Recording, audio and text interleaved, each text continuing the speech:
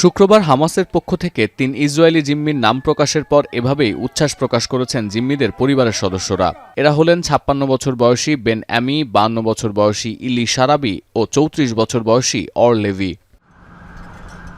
বিপরীত চিত্র দেখা গেছে ইসরায়েলের রাজধানী তেল আবিবের হস্টেস স্কোয়ারে। ইসরায়েল হামাস সংঘাত শুরুর পর যে হস্টেস স্কোয়ারে নিয়মিত বিক্ষোভ অনুষ্ঠিত হতো, শুক্রবার রাতে সেখানে অদ্ভুত নীরবতা। জিম্মিদের পরিচয় সামনে আসার পর স্বস্তি নিয়ে বাড়ি ফিরেছেন বিক্ষোভকারীরা।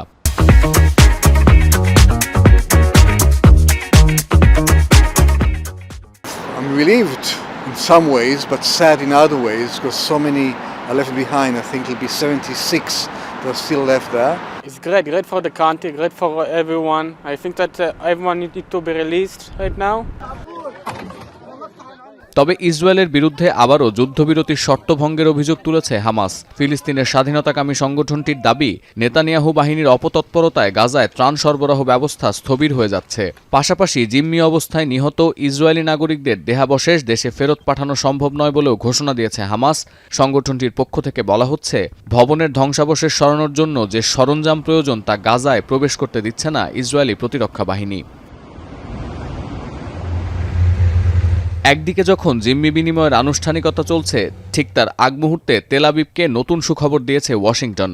শুক্রবার পেন্টাগন জানায়, ইসরায়েলকে $৭৫০ কোটি মূল্যের সামরিক সরঞ্জাম বিক্রির প্রস্তাবে অনুমোদন দিয়েছে মার্কিন পররাষ্ট্র দপ্তর। বিধ্বংসী বোমা, ফিউজ, গাইডেন্স কিট ছাড়াও এ প্যাকেজের আওতায় তেল আবিবকে অতিরিক্ত $৬৬ কোটি মূল্যের হেলফায়ার মিসাইলও বিক্রি করবে ওয়াশিংটন।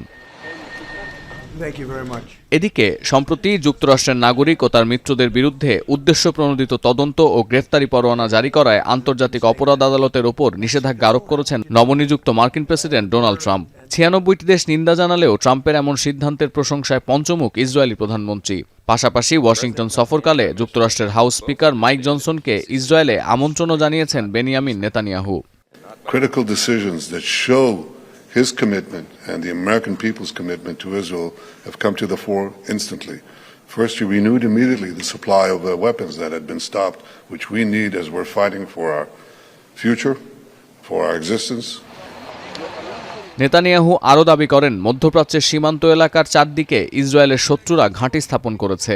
ওয়াশিংটন থেকে সরঞ্জাম নিয়ে সেই অক্ষশক্তিকে প্রতিহত করবে তেল আবিব। সংশ্লিষ্টরা বলছেন, দীর্ঘদিন আলোচনার পর গাজায় যে যুদ্ধবিরতি কার্যকর হয়েছে তা কতদিন অক্ষুণ্ণ থাকবে সে প্রশ্ন থেকেই যাচ্ছে। সতীর্থ কর্মকার, এখন বিশ্ব।